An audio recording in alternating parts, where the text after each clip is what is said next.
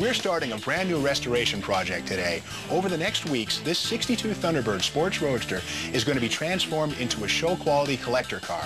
Join us today as we explore the car and plan for the restoration.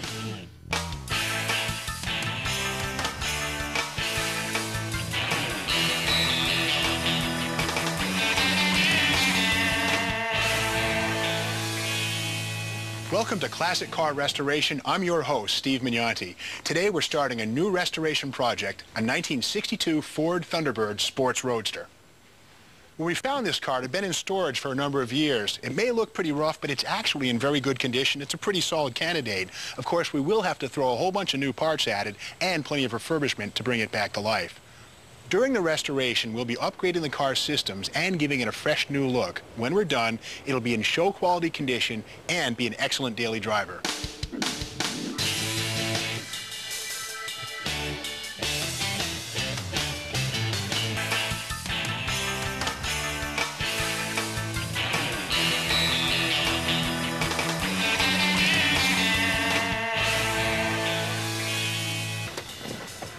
Welcome back to Classic Car Restoration. Here's a quick quiz. Is the Ford Thunderbird a two-seat sports car, a long, sleek driving machine, or a mid-sized luxury car? Well, it's all of those things. It just depends on what period of the car's life you're talking about. Since 1955, the Thunderbird has endured 48 years of design and styling evolution to keep pace with America's changing driving needs. The first Thunderbird rolled off Ford's Dearborn assembly line in September of 1954. Originally designed as a sports car that could compete with the Chevrolet Corvette, it was a two-seater with clean styling and a powerful engine. Over 16,000 1955 T-Birds were eventually sold, with a base price of around $2,700. During the next 2 years, a porthole was added to the removable hardtop, which proved as popular then as it is with collectors today. The car also featured an exterior spare tire compartment and an extended bumper. The 1956 and 57 models also offered performance upgrades, including a 312 cubic inch V8 in addition to the original 292 cubic inch power plant.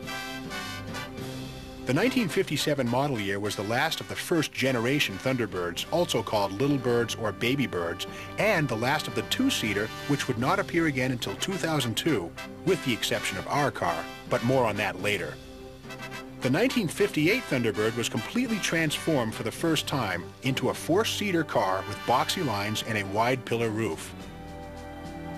The bucket seats and console interior were the first evidence of luxury styling and were also later seen in the muscle cars of the 1960s. These second-generation models from 1958 through 1960 are known as the Square Bird series. They could be ordered with either a 352 cubic inch 300 horsepower V8 or a 430 cubic inch 350 horsepower V8 and were available in hardtop or coupe. The 1958 Thunderbird won Motor Trend magazine's Car of the Year award. The only four-time winner, Thunderbird also took the Motor Trend title in 1987, 89, and in 2002. The third-generation Thunderbirds were restyled again in 1961, this time with a severely pointed front prow, modest fins, quad headlights, and a softer roof contour on the hardtop models. Nicknamed Bullet Birds, these T-Birds offered the first swing-away steering wheel as well as power steering and power brakes. The 1961 through 1963 Thunderbirds were available with a 390 cubic inch V8 that produced an impressive 300 to 340 horsepower. They offered a smooth ride and better handling. Which brings us to our car, the 1962 Sports Roadster. Its biggest feature is a molded fiberglass tonneau cover with built-in padded headrests, which convert this four-seat convertible into a two-seat roadster. There were only 1,427 of these sports roadster models produced by Ford in 1962 and only another 455 in 1963. So there were less than 2,000 of them then and probably much fewer around today. For that reason, the sports roadster is a rare and valuable car, and because of that, there are some fakes out there, regular convertible models that have been retrofitted with some sports roadster features. If you're thinking of buying a 1962 or 63 Sports Roadster, it's important to inspect it well. With a base price of over $5,000, sports roadsters were available in Raven Black, Silver Mink, Castilian Gold, Rangoon Red, Diamond Blue, Sandshell Beige, Chestnut, and Corinthian White, the color of our project car.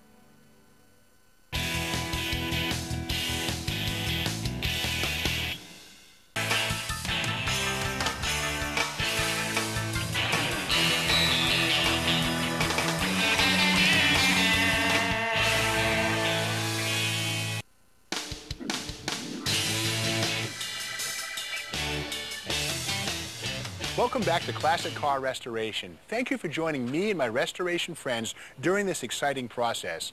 I hope we've shown you that owning and restoring a collectible classic car is a truly enjoyable hobby. It truly is the ultimate recycling project, and there's nothing like the thrill of bringing an old car back to life with your very own hands. And most of all, I hope we've convinced you that you can do this kind of work, these restoration projects, in your very own garage. For information on the restoration of our '62 Thunderbird Sports Roadster or any of the other cars that we've restored, please visit our website, DIYnetwork.com. Well, it's time to hit the road and lay some rubber.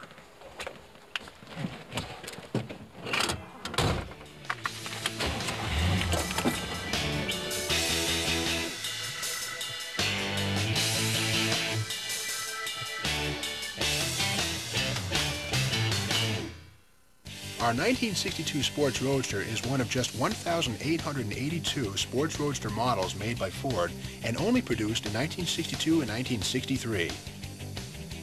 The Sports Roadster models featured the unique styling of a molded fiberglass tonneau cover which covers the back seat and transforms the car into a sporty two-seater. Another impressive feature was the power convertible top, which folded up and stored in the trunk compartment. The result was a sleek and modern body style that still turns heads today. We started the restoration of our authentic Sports Roadster by taking it out of long-term storage. It was dirty and missing some trim, but basically whole and a good candidate for a daily driver restoration. After some general maintenance work, we reconditioned the fuel tank and some of the fuel lines, upgraded to gas shock absorbers, upgraded to a limited slip differential, and installed a new exhaust system with larger 2¼ inch pipes to allow for better airflow and performance. Then we did some major upgrades to the top of the engine. We installed new aluminum cylinder heads with stainless steel valves and more efficient ports. Our new aluminum intake manifold is much lighter than the old cast iron one, and we installed a high-performance 600 CFM 4-barrel carburetor.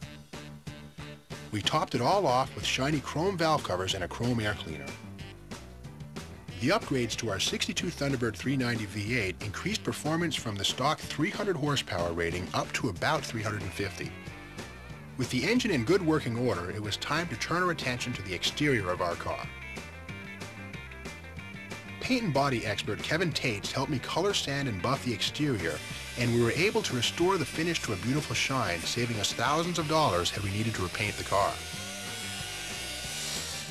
Then our restoration expert Keller Wallace buffed out some of the chrome and metal bright work, and we also installed new trim, including reconditioned front and rear bumpers. The exterior work really made our Thunderbird Sports Roadster pop, and we turned an important corner in our restoration process. We also made sure to replace any missing or damaged emblems and Sports Roadster trim, which will add great value to the car. Whenever you're doing a restoration, the little things are just as important as the major improvements.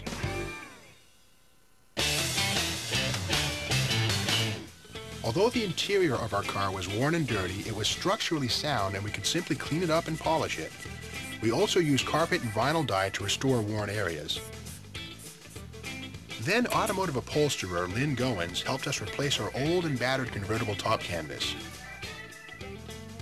And earlier we brought the car into the 21st century when Johnny Ray from Custom Auto Sound helped us install a state-of-the-art hidden sound system without having to remove the original radio. One thing we made sure to do is to keep all of the original parts we took off the car, such as the cylinder heads, intake manifold, carburetor, and valve covers. This is in case future owners want to restore the car back to original condition, which is important for show quality restorations. And finally, we found the beautiful Kelsey Hayes wire wheels that our '62 Thunderbird was missing. The wheels complete the sports roadster features and help make our car a valuable classic. It's been hard work, but we've really enjoyed bringing an American icon back to life and putting it back on the road where it belongs. We did it, and you can too. And remember, our website has details on all our restoration projects. So go out and find a classic car and join us again on Classic Car Restoration.